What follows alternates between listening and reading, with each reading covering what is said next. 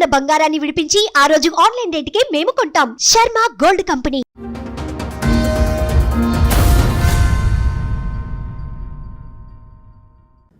తెలివిగా good will అని ఒక డబ్బులు తీసుకొని ఆ పేరు నాకు అంటగట్టి అతను పక్క జరిపాడు మేడం. అమ్మో, అప్పు తీసుకుని మీకు అంటగట్టాడు.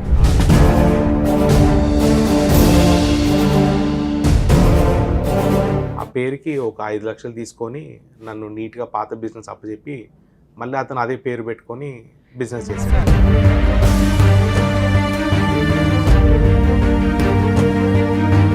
ఫస్ట్ మ్యారేజ్ 95లో అయింది. మీ నాన్నగారు చనిపోయిన 1 year. తర్వాత 99లో ఆమె సూసైడ్ చేసుకుంది.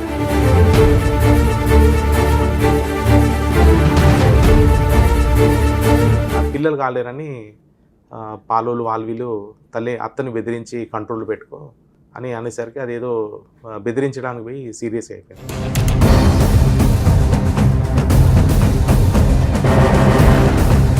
అతను లవ్ మ్యారేజ్ చేసి సెటిల్ మ్యారేజ్ చేసుకున్నాడు. కష్టకాలంలో నీ చావు నువ్వు చావు అని వెళ్ళిపోయాడు మేడం.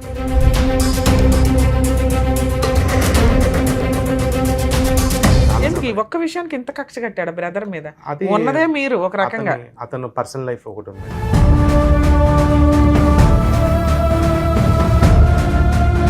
మళ్ళీ 5 lakhs పెంచి 35 lakhs ఒప్పుకున్నాడు. వైట్ పేపర్ రాసి ఇచ్చాడు. అప్పటి నుంచి ఒక అఫీషియల్ రిసిప్ట్ లేదు, ఒక అఫీషియల్ అగ్రిమెంట్ ఆఫ్ సేల్ లేదు, ఒక అఫీషియల్ రిజిస్ట్రేషన్ లేదు.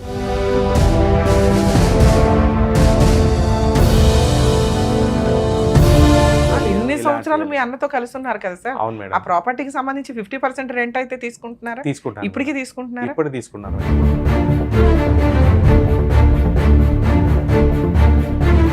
ఒకప్పుడు ఇక్కడ నుంచి ఆ గుర్రం వెళ్ళినంత వరకు మీదే అంటే మీదే. మాటకు అంత వాల్యూ.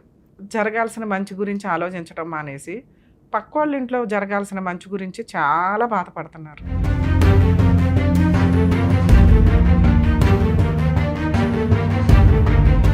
దానికి మీరు ఎంత పెద్ద పంచాయతీ పెట్టి హితబోధ చేస్తున్నారు అందరికీ.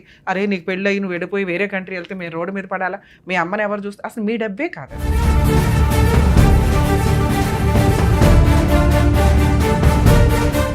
ఒక ఫ్యామిలీ డిస్ప్యూట్తో పాటు ప్రాపర్టీ ఇష్యూస్ ఉంది మేడం. ఓకే. సో ఇది ఒక అన్నదమ్ముల ఆస్తి. తండ్రి బాధ్యత అప్పచెప్పాడు మేడం పెద్ద ఆయనకి. పెద్ద ఆయన ఒక 20 సంవత్సరాలు పని చేయించుకొని జీతం లేకుండా న్యాయం చేయకుండా తెలివిగా గుడ్ విల్ అని ఒక డబ్బులు తీసుకొని ఆ పేరు నాకు అంటగట్టి అతను పక్క జరిపాడు మేడం. అమ్మో, అప్పు తీసుకుని మీకు అంటగట్టాడు? అప్పు ఇన్ ద సెన్స్ ఆ కంపెనీకి ఉండాల్సిన ఏదో గుడ్ విల్ ఉందో 50 years ఓల్డ్ కంపెనీ అని ఆ పేరుకి ఒక 5 లక్షలు తీసుకొని నన్ను నీట్గా పాత బిజినెస్ అప్పచెప్పి మళ్ళీ అతను అదే పేరు పెట్టుకొని బిజినెస్ చేశాడు. సార్ అసలు ఫస్ట్ నుంచి వద్దాం మేడం. మీ నాన్నగారికి ఎంతమంది పిల్లలు, ఏం ఆస్తులు ఉన్నాయి? Right madam. మా నాన్నగారి పేరు జంగారెడ్డి మేడం. 94లో ఎక్స్పైర్ అయ్యారు. అతను 3 పిల్లలు మేడం. ఆడపిల్లలు? ఒక ఆడపిల్ల, 2 అబ్బాయిలు మేడం. నేను చిన్న ఆయన మేడం.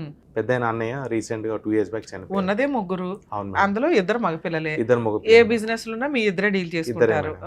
సో తండ్రి తర్వాత 94లో ఎక్స్పైర్ అయ్యాక అతను 80 నుంచి నేను స్కూల్ పార్ట్ టైం వర్క్ చేస్తూ అతనికి సపోర్ట్ గా ఉన్నాను మేడం. స్కూల్ నుంచి రాగానే. మీ అమ్మగారు ఎప్పటిదాకా ఉన్నారు? అమ్మగారు 2004లో ఎక్స్పైర్ అయ్యారు మేడం. 94 2004 10 years madam.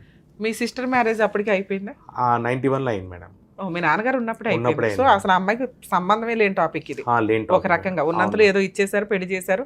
ఆ రోజుల్లో ఎవరో కట్నాలు ఏదో తీసుకున్నారు తప్ప ఆస్తుల గురించి ఆలోచించారు కాబట్టి ఓకే. మీ నాన్నగారికి ఏం ఆస్తులు ఉన్నాయి ఏంటి మేడం? ఫతేనగర్ లో ఒకటి 300 square yard commercial come residential building ఉంది. ఓకే. ప్లస్ అంతే మేడం, అదొకటి ఉంది. ఇంకా అది కాకుండా ఇవి అన్నయ్య తమ్ములది ప్రాపర్టీ ఎండ్కి వచ్చేసరికి ఇప్పుడు ఎప్పుడైతే అన్నయ్య నేను ఒకటే బిజినెస్లో ఉన్నామో అతను గుడ్ విల్ తీసుకోగా. ఏం బిజినెస్ మేడం? ఇది ఒక ఫ్యాబ్రికేషన్ బిజినెస్ మేడం. మామూలుగా automation entrance systems, Chennai shopping mall, RS brothers, JC brothers ఇవన్నిటికీ అతను ఇండియాతో పాటు ఎక్స్పోర్ట్ కూడా చేశాడు మేడం. నేను ఓన్లీ తెలంగాణ ఏపీ వర్క్ చేస్తాను. సో తండ్రి ఏం చేశాడంటే 2 అన్నదమ్ములు ఒకే చోటు ఉండాలి, గొడవ పడకుండా ఒక బిజినెస్ నేను తర్వాత నా తదనంతరం ఈ అన్నదమ్ములు చూసుకోవాలి నా పిల్లలని అప్పచెప్పాడు మేడం. ఒకే ఫీల్డ్లో పెట్టాడు. అది రాను అతను తెలివిగా అతను నాకు జీతం చెప్పేసరికి మా అమ్మాయిన మామకు చెప్పేసరికి ఈ ఫైల్స్ అన్ని చూపించడం జరిగింది మేడం. ఇది ఇన్కమింగ్, ఇది అవుట్ గోయింగ్, ఇది అన్యాయం జరుగుతుంది, దయచేసి న్యాయం చేయండి మామ అని. సో ఇతను ఏం చేశాడు, ఎలా హ్యాండిల్ చేశాడో తెలియదు మేడం. అతను మనసులో పెట్టుకున్నాడు, ఇతను నేను నాకు అవసరం తీరిపోయింది, నేను వెల్ పొజిషన్లో ఉన్నాడు, ఇప్పుడు ఇతను నీట్గా తప్పిద్దామని నేను తప్పించేశాడు మేడం.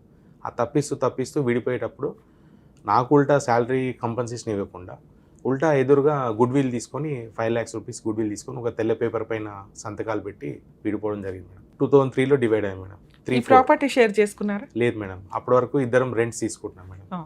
ఇద్దరు 50-50. ఇద్దరు 50. మీ సిస్టర్ ఎక్కడ కూడా ఇన్వాల్వ్ అవ్వాలి? ఇప్పటికే ఇన్వాల్వ్ ఇప్పుడు కూడా లేదు మేడం. ఆమె మదర్ లాగా చూసుకుంటుంది. తల్లి తర్వాత ఆమె ఎప్పుడు లోటు. మీ మ్యారేజ్ ఎవరు చేశారు మేడం? నా మ్యారేజ్ అన్నయ్య చేశాడు మేడం. అప్పుడు అమ్మ కూడా ఉండేది. మీ అన్నయ్య మ్యారేజ్ ఎవరు చేశారు? అన్నయ్య మ్యారేజ్ ఫస్ట్ యాక్చువల్ అన్నయ్యకి 2 మ్యారేజ్ అయింది మేడం.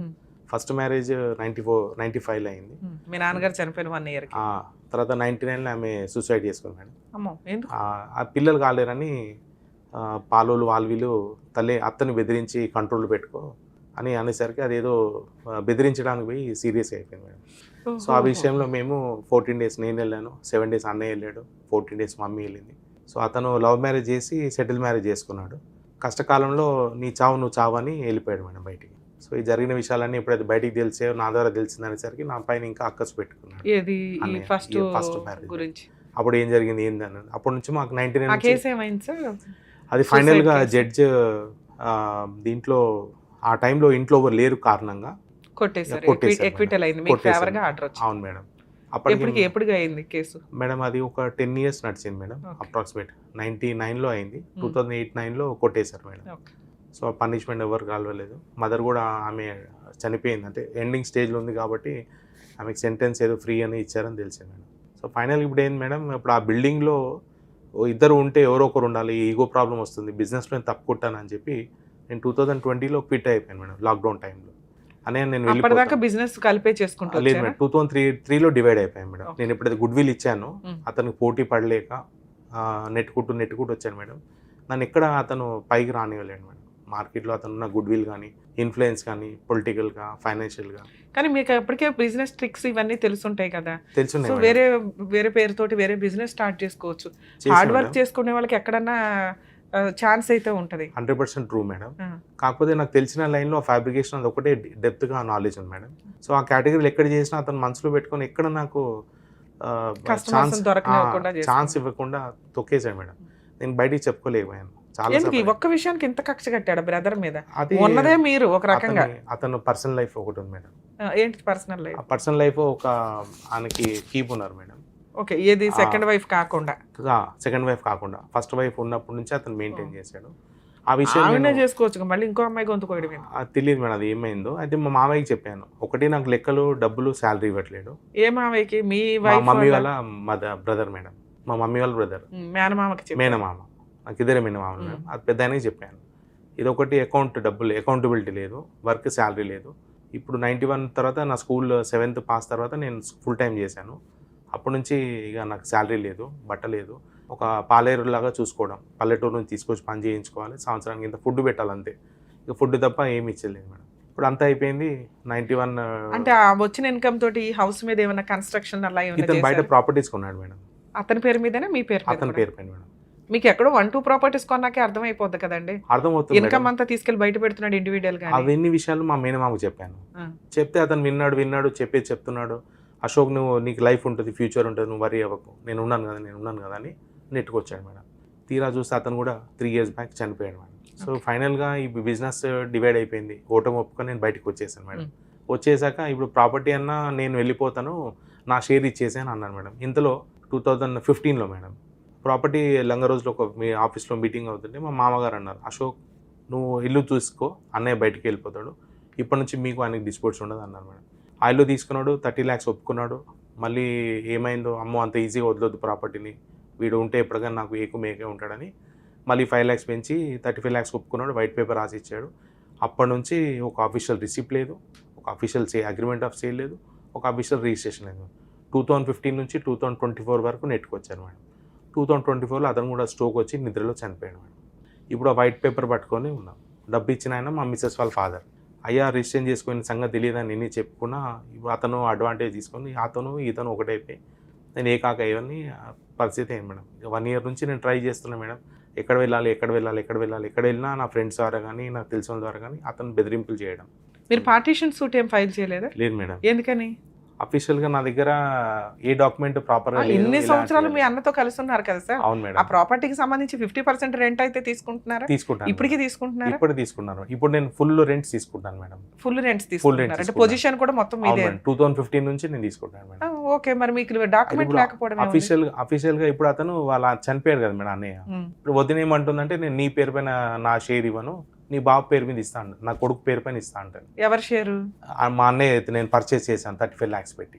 మీ అన్నయ్య షేర్ కూడా మీరు కొనేసారు అంటారు అవును హౌస్ మీద. అవును మేడం, 2015 నుంచి రెంట్లు మీరే. అవును మేడం. దాని డాక్యుమెంట్స్ అవన్నీ మీ దగ్గరే ఉంటాయి. రెంటల్ అగ్రిమెంట్స్ ఉన్నాయి మేడం. రెంటల్ అగ్రిమెంట్స్ కాదు సార్, మేడం ప్రాపర్టీ ఒరిజినల్ డాక్యుమెంట్లు ఉంటాయి కదా. ఇన్ కేస్ మీరు అన్నయ్య దగ్గర మీరు అదే, కొనుంటే. ఎవరైతే ఇప్పుడు మా మిస్సెస్ వాళ్ళ ఫాదర్ 35 lakhs ఇచ్చారు కదా, అతని దగ్గర డిపాజిట్ పెట్టి మేము ఆ డబ్బులు వీళ్ళకి ఇవ్వడం జరిగింది. అవును, డాక్యుమెంట్స్ ఆయనకి ఇచ్చారు. ఆయనకి ఇచ్చాం. మా మావయ్య గారి మీ దగ్గర సొంత మామయ్య దగ్గర ఉన్నాయి, మిస్సెస్ వాళ్ళ ఫాదర్ దగ్గర ఉన్నాయి. అవును మేడం. ఒరిజినల్ డాక్యుమెంట్లు ఉన్నాయి.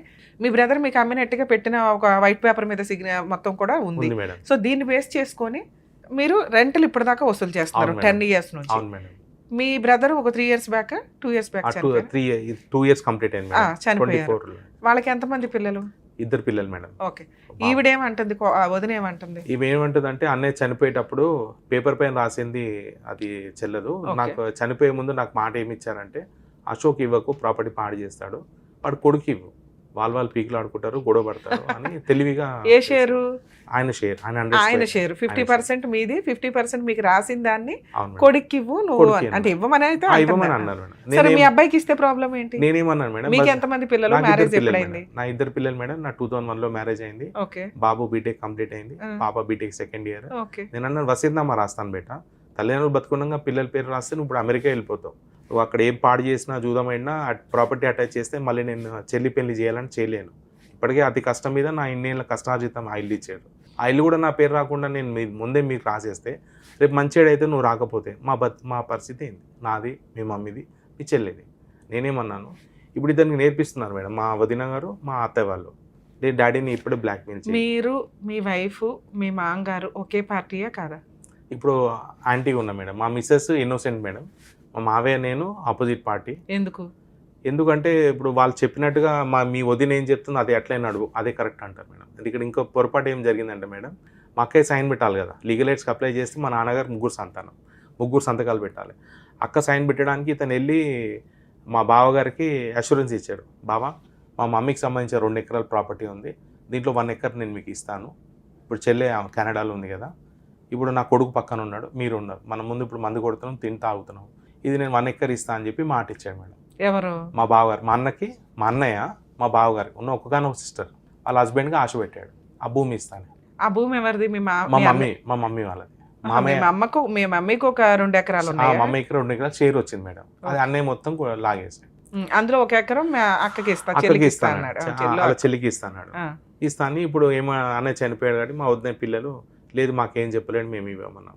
కరెక్టే. ఇప్పుడు దానికి మీకు సంబంధం లేని టాపిక్ కదా, సంబంధం లేని టాపిక్. ఇక్కడ ఏమైందంటే ఇప్పుడు అతను బావగారు అంటాడు, సరే ఈ ప్రాపర్టీ నువ్వు తీసేసుకున్నారా, రేపు మళ్ళీ లీగల్ ఎయిడ్స్కి ఇప్పుడు అక్క సైన్ పెట్టాలి కదా మేడం. ఇప్పుడు వాళ్ళు పెట్టడానికి ఇప్పుడు అబ్జెక్షన్ మా బావగారు చేస్తున్నాను. మా సిస్టర్ ఏమనట్లేదు, నేను సైలెంట్గా పెట్టేస్తా, నువ్వు సైలెంట్గా డాక్యుమెంట్ చేసుకో. నాకు మనసు ఎక్కడ ఒప్పట్లే అంటే, ఒక ఆడపిల్లకి మా మేనమామ అన్యాయం చేశాడు, ప్రాపర్గా పంచక, అన్న అన్యాయం చేశాడు, ఫస్ట్ భార్యకి అన్యాయం చేశాడు, చెల్లెని ఆహ్వానం చేశాడు. ఈ ఆడపిల్లకు అవసరం కలకాలి ఎందుకు? మనకి ఎంతో కొంత ఇచ్చేస్తే అయిపోతుంది కదా. మా అమ్మ నాన్న బతుకుంటే ఎంతో కొంత ఇచ్చారు కదా. ఇప్పుడు నా భార్యకి వాళ్ళ నాన్న ఇచ్చాడు 35 lakhs, నేను అది ఇస్తానో తర్వాత అడ్జస్ట్ చేస్తాను వేరే విషయం. ఒక ఆడదాని ఉసురు కలకాలి మనకెందుకు? ఇప్పుడు ఏమంటాడంటే నా పేరు పైన ప్రాపర్టీ ఇస్తే వీడు అక్కకి ఇస్తాడు. డెఫినెట్గా 1-2 షట్టర్స్ ఇస్తే ఫ్యూచర్లో తప్పు లేదు అని నాకు అనిపిస్తుంది మేడం. ఎందుకు మా బావ మళ్ళీ మా అక్కని టార్చర్ పెట్టడానికి గ్యారంటీ లేదు మేడం. అమ్మ నాన్న లేరు, ఉన్నది ఒక అక్క. ఇన్నేళ్ళు అమ్మ మంచోళ్ళ చెడ్డోళ్ళ? నేనా మేడం? తెలియదు మేడం. మీ ఇంట్లో జరగాల్సిన మంచి గురించి ఆలోచించడం మానేసి పక్క వాళ్ళ ఇంట్లో జరగాల్సిన మంచి గురించి చాలా బాధపడుతున్నారు. ముందు ఇది ఏడవాలిగా మనం. ఏంటిది అది? మీ పిల్లోడి పరిస్థితి. మీరు కొన్న 50% షేర్ ఏదైతే ఉందో అది మీ మామగారు అంటే మీ వైఫ్ వాళ్ళ నాన్న, మీ మామగారు ఇచ్చిన 35 లక్షలతో కొన్న 50%. అది మీది కాదు. ఓకే, అయినా దాని మీద 15 years నుంచి 10 years నుంచి ఫుల్ రెంట్ తీసుకుంటున్నారు. ఆ షేరు మీ మామగారు డబ్బులు నాకు వెనక్కి ఇచ్చేయంటే మీరు ఇవ్వాలి, లేదా షేర్ ఆయనకి ఇచ్చేయాలి. ఎందుకంటే ఒరిజినల్ డాక్యుమెంట్లు ఆయన దగ్గర ఉన్నాయి. దానికి వాళ్ళ వైఫ్ వచ్చి, చనిపోయిన వాళ్ళ వైఫ్ వచ్చి, మీ అన్నయ్య వాళ్ళ వైఫ్ మీకెందుకు రాయడం, మీ పిల్లోడికి రాస్తాను అని. అవును మేడం. దానికి మీరు ఎంత పెద్ద పంచాయతీ పెట్టి హితబోధ చేస్తున్నారు అందరికీ.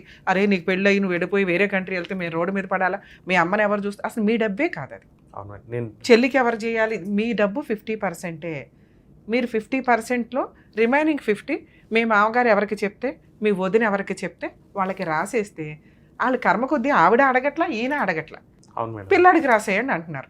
పిల్లోడికి రాస్తే ఏంటి సార్, ఇంత బేసిక్ ఇష్యూని ఇంత జటిలం ఎందుకు చేస్తున్నారు మీరు? ఇప్పుడు అంటే మీకు ఎందుకు అంత కుళ్ళు, ఎందుకంత అపనమ్మకం, ఎందుకంత ఇది? కుళ్ళు. ఇదే డైలాగు అవును మేడం. బయట ఇక్కడ కూర్చున్న నాకే కోపం వస్తుంది, బాధ వేస్తుంది. ఒక కొడుకుని ఎందుకు ఈయన ఇట్లా ట్రీట్ చేస్తున్నాడు? ఈయన డబ్బు కాని డబ్బు, ఈయన ఆస్తి కాని ఆస్తికి మీరు అన్నదాన్ని తప్పలేదు మేడం. ఎందుకు అంత ఇప్పుడు కొడుకు అంత ఇల్లు- చెడిపోయాడా, అంత లేదు పనికిమాలాడా, అంత వేస్ట్ పిల్లడు? 2011లో ఇల్లు fire accident madam, old construction అది. ఇప్పుడు అది దాన్ని డెమాలిష్ చేస్తాం మేడం. దానిపై లోన్ తీసుకోవాలంటే నా కొడుకు మళ్ళీ నేను కలిపి తీసుకోవడం జరుగుతుంది. తీసుకోవాలి కదా సార్, మీ సొంత బ్లడ్ అని మీరు నమ్మకపోతే ఎట్లాగా? అదే నేను నాకు బెస్ట్ డెసిషన్ ఏం చేయాలో ఇది కరెక్ట్, ఎందుకంటే మీ క్యారెక్టర్ పాతాళంలోకి వెళ్ళిపోతుంది. మీ 50% కానిది మీ మామగారు మీ వదిన ముందు వాళ్ళ చేతిలో నుంచి ప్రాపర్టీ మీ చేతిలోకి రావాలంటే మీరు మీ అబ్బాయి ఇంతే, మీరు ఒక గ్రూపు, మీరు మీ అబ్బాయి మీ ఆవిడ మీ కూతురు ఒక గ్రూపు, మిగతా వాళ్ళంతా చుట్టాలు. మీ ఆవిడకి వాళ్ళ నాన్నగారు ఒక గ్రూపు, ఆయన చేసిన హెల్ప్ మీ కుటుంబంలోకి వస్తుంటే మీ అబ్బాయి ఆలోచన ఉన్నతంగా ఉండాలి. అరే మా నాన్న వాళ్ళు వీళ్ళు చెప్పగానే నాకే అనిపిస్తుంది, వాళ్ళు వీళ్ళు ఇచ్చే ఆస్తికి ఈయనేంటి మధ్యలో అడ్డు, జీవితకాలం మిమ్మల్ని అసహించుకుంటాడు దీని మీద డిస్కషన్ జరిగితే. ఇది కరెక్ట్ కాదు. మీరు సంపాదించేది మీ కొడుక్కి, పీకి మీరు ఇప్పటిదాకా ఏమీ సంపాదించలే, ఉన్నంతలో రెండు ప్లాట్స్ కొన్నాను మేడం. కొన్నారు, అది మీ దగ్గరే ఉంటాయి, మీకు ఆల్రెడీ ఆ స్వార్థం ఉంది కాబట్టి నా ఆస్తి నేను నా తదనంతరమే బెటర్, అలాగే చెప్తా ఏ పేరెంట్స్ కన్నా నేను. Okay madam. కానీ ఇలాంటి ఒక జటిలమైన లిటిగేషన్ ఉన్నప్పుడు మనం పిల్లోని పక్కన పెట్టుకోవాలి. మీ బలగం మీ ఆయుధమే మీ అబ్బాయి, అతనికి ఇస్తాను అంటే లౌక్యంగా తీసుకెళ్ళి ముందు అతని పేరు మీద రిజిస్ట్రేషన్ అవ్వాలి. ఎందుకంటే వాళ్ళిద్దరిలో ఎవరైనా కొట్టేయడానికి ఎక్కువ అవకాశాలు ఉన్నాయి, ఆస్కారం ఉంది.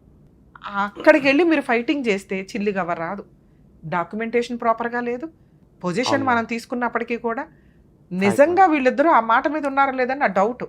అలా ఉంటే ఆ బంగారు అవకాశాన్ని, అద్భుతమైన అవకాశాన్ని దయచేసి వదులుకోకండి.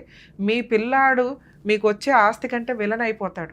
మీరు కన్నా పిల్లాడు విలన్ అయితే మీ ఆస్తి దిష్టి తీసుకోవడానికి కూడా పనికిరాదు. వాస్తవం మేడం. ముందు ఇది బేసిక్ ప్రాబ్లము, అర్జెంటుగా సాల్వ్ చేసుకోవాల్సిన ప్రాబ్లం. దీన్ని క్లియర్ చేసుకోండి. Okay madam. మీ వదిన చేతిలో నుంచి, మీ మామగారి చేతిలో నుంచి, ఆవిడ చేతిలో నుంచి రిజిస్ట్రేషన్ రావాలి, ఈయన చేతిలో ఉంటే ఒరిజినల్ డాక్యుమెంట్లు రావాలి. లోన్ పెట్టాల్సి వస్తే మీ అబ్బాయి నిజంగా వేరే కంట్రీలో ఉంటే దానికి సంబంధించి జీపీఏ తీసుకొని కూడా మీరు ఇక్కడ నడిపించవచ్చు.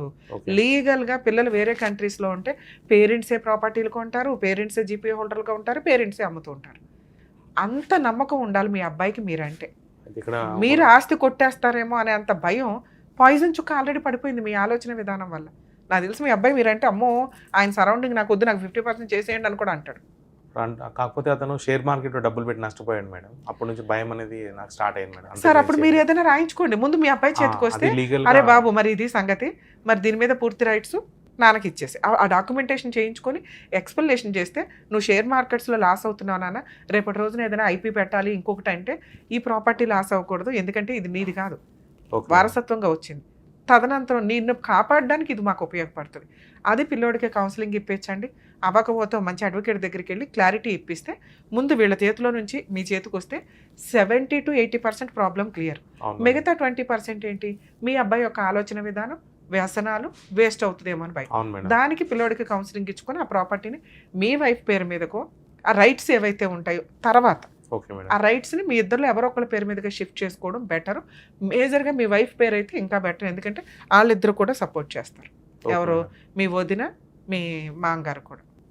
ఇక సెకండ్ టాపిక్, మీ అమ్మగారికి సంబంధించి 2 ఎకరాలు ఆయన ఇస్తాడా ఇవ్వడా మనకు అనవసరం. ఆయన ఏదో వాళ్ళ బావగారికి, మీ బావగారికి మాట ఇచ్చుకున్నాడు సిస్టర్ వాళ్ళ హస్బెండ్కి, అది ఆవిడ ఇవ్వదు, ఇవ్వాల్సిన అవసరం కూడా లేదు. మాట వేరు, రాయటం వేరు. ఆస్తుల దాకా వచ్చినప్పుడు ఈ రోజున మాటల మీద నిలబడే అంత సీన్ లేదు. ఒకప్పుడు ఇక్కడ నుంచి ఆ గుర్రం వెళ్ళినంత వరకు మీదే అంటే మీదే, మాటకు అంత వాల్యూ. తర్వాత కాలు వేసుకొని హద్దులు వేసుకునేదాకా వచ్చాయి, అప్పుడు కూడా అంత వాల్యూ. ఆ తర్వాత వచ్చిందే పేపర్లు, ఆ తర్వాత వచ్చిందే ఆన్లైన్ రిజిస్ట్రేషన్. సో ఈ రోజున డాక్యుమెంట్ ఉంటేనే దిక్కాణం ఉండట్ల. సో అలాంటి ప్రాసెస్లో ఖచ్చితంగా ఆవిడ ఆయన ఎప్పుడో తాగి ఏదో మాట అన్నాడని చెప్పి 1 acre తీసుకెళ్ళి మీ బావకో మీ సిస్టర్కో ఇవ్వాల్సిన అవసరం లేదు. 4 షాపుల్లో 2 షాపులు ఇవ్వాల్సిన అవసరం కూడా లేదు ఆవిడ అడక్కపోతే. లేదు అలాంటిది ఒకటి పంచాల్సి వస్తే ముగ్గురు సమభాగాలు. ఇప్పుడు మీరు అదే పంపకం జరిగితే 3 భాగాలు అయిపోద్ది ఇల్లు.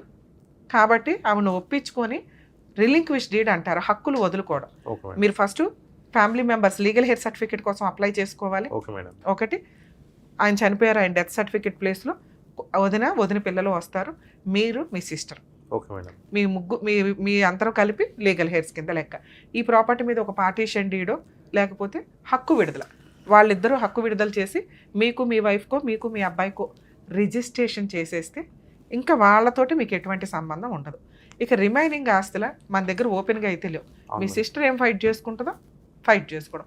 ఒకవేళ లేదు ఆ 2 ఎకరాలు ఇవి కూడా మనం ఫైట్ చేద్దామన్నా అది ఇదని మీతో అని ఆవిడ అంద అనుకోండి, మీరు సపోర్ట్ చేస్తే చేయండి, లేకపోతే వద్దు నాన్న ఇప్పటికే మాకు తలనొప్పి, జీవితకాలం సంపాదించిందే హారతకర్పూరం అయిపోయింది, ఇప్పుడన్నా ఉన్నది కాస్త ఉన్నంతలో మేము ప్రశాంతంగా ఉండాలనుకుంటున్నాం, ఉన్నదే ఇంకా కొంతకాలం, క్లైమాక్స్ స్టేజ్లో ఇంకా 20 ఏళ్ళు 30 ఏళ్ళు 20-30 ఏళ్ళు తినేది లేదు పెట్టేది లేదు, మెంటల్ టెన్షన్ అవసరమా? పిల్లలు వచ్చేసారు, పిల్లలు చూసుకుంటారు ఇంకా అనేది బెటర్ ఆప్షన్ అనేది నా ఉద్దేశం సార్. మీ కేసు మంచి ఒపీనియన్ మేడం. కాకపోతే ఇక్కడ 3 సేల్ డీడ్లు 3 హౌస్ నెంబర్ ఉన్నాయి మేడం. ఇప్పుడు మా మామగారు 2 సేల్ డీడ్లు 2 హౌస్ నెంబర్ చేస్తా అంటాడు, ఒక హౌస్ నెంబర్ని దాన్ని సమాధి చేస్తా అంటాడు, అది ఇక్కడ రాంగ్. అది మీరు డాక్యుమెంట్ రైటర్స్కి ఇవన్నీ చూపిస్తే ఓకే మేడం, ముందు మీ ఇంట్లోకి రానిచ్చేయండి డాక్యుమెంట్స్, తర్వాత మీరు మీ వైఫ్ పేరు మీదకు మీ వైఫ్ మీరిద్దరు కలిపి పార్టీషన్ చేసుకోవడమా ఏంటనేది తర్వాత ఆలోచిద్దరు. ఎందుకంటే మీ దాకా రాలా, బయట వాళ్ళు ఎప్పుడైనా వెనక్కి లాగుతారు. ఎందుకంటే మీ సిస్టర్ ఒక్కళ్ళే కాదు, మీ వాళ్ళ హస్బెండ్ ఉన్నారు, వాళ్ళ పిల్లలు ఉన్నారు, నువ్వెవరమ్మా దానం చేయడానికి, మా తాత ఆస్తి అంటే మొక్కలు అయిపోద్ది అంతా. ముందు మీకు పొజిషన్ వచ్చేయాలి. అసలు కుదిరితే ఇలాంటి వాటిని అమ్మేయండి అని చెప్తాను నేనైతే. అమ్మేసి వేరే చోట కొనుక్కుంటే ఫ్రెష్ ఎన్ని తరాలు ఎత్తుక్కోవాల్సిన అవసరం ఉండదు, ఎప్పుడు కొత్త డాక్యుమెంట్ లాగాను మీరు ఫ్రెష్గా కొన్న సెల్ఫ్ ఎక్విడ్ ప్రాపర్టీ కింద కన్వర్ట్లు అవుతాయి. ఆ తర్వాత మీరు మీ పిల్లలు ఈ పంచాయతీ వేరు, వాళ్ళ పంచాయతీలు ఇంకెప్పుడు ఉండవు, అక్కడితో కట్ అయిపోయినట్లు లెక్క. కుదిరితే ఆప్షన్ చూసుకోండి లేదా కన్స్ట్రక్షన్ చేసుకోండి, కానీ ముందు మీ అబ్బాయి పేరు మీదకి మీ వైఫ్ పేరు మీదకి కన్వర్ట్ అయ్యి 3 చేసుకుంటారా 2 చేసుకుంటారు, ఎంత చూసినా సర్వే నెంబర్ ఎంత అయినా కానీ ఉన్నవి 300 స్క్వేర్ యార్డ్సే. ఆ 300 స్క్వేర్ యార్డ్స్లో ఏం కన్స్ట్రక్షన్ జరిగినా మీరే ఓనర్స్ అవుతారు. అది లీగల్గా డ్యామేజ్ అవ్వకుండా అడ్వకేట్స్తో పాటు డాక్యుమెంట్ రైట్ పర్ఫెక్ట్గా చెప్తారు. ఇదిగో బాబు ఇవి 3 సేల్ డీడ్లు ఉన్నాయి, ఈ 3 కలిపి 2 చేయడానికి అవుతుందా, లేదా 3 కలిపి మెన్షన్ చేయాలా, 300 స్క్వేర్ యార్డ్స్ డ్యామేజ్ అవ్వకూడదు మనకి, ఎక్కడెక్కడ ఎందులో ఎంత ఉంది అనేది అలా చూసి వెళ్తే బెటర్ అనేది నా ఉద్దేశం. దీన్ని బయట కూడా పెట్టకండి సార్, అవసరం కూడా లేదు. అలాగే మీరు మాట్లాడింది కూడా మీ బ్రదర్ చూడరు, మీ అబ్బాయి చూడరు, అవసరం లేదు. మీరు మారితే చాలు, 90% ప్రాబ్లమ్ సాల్వ్ అయిపోద్దని నా ఉద్దేశం. సరే, థ్యాంక్ యూ సార్. చూసారు కదండి, యాక్చువల్గా ఆస్తుల దాకా వచ్చినప్పుడు మోరల్ వాల్యూస్ అనేది చాలా వరకు డ్యామేజ్ అవుతూ ఉంటాయి. అది కొడుక, అన్న, వదిన, మామ, భార్య, ఎవరైనా కానీ. కాబట్టి మనిషి బతుకున్నంత కాలంలో ఆస్తులు చాలా అవసరం. నిజాయితీగా మనం సంపాదించుకున్నది ఒక ఎత్తు అయితే, వారసత్వంగా వచ్చిన ఆస్తి మన షేర్ ఎంతో అంత తీసుకోవడం వల్ల ప్రశాంతంగా ఆ వచ్చిన షేర్ని ఎంజాయ్ చేయగలుగుతాం. 1 అడుగు కోసం 30 ఏళ్ళు ఫైట్ చేసిన వాళ్ళు, 4 అడుగుల కోసం 40 ఏళ్ళు ఫైట్ చేస్తున్న వాళ్ళు కూడా మొన్నటిదాకా మేము చూసుకుంటూ వచ్చాం. సో తినే ఫ్రూట్ ఉన్న జీవితకాలంలో తినలేకపోతే వేస్ట్ అని నా ఉద్దేశం.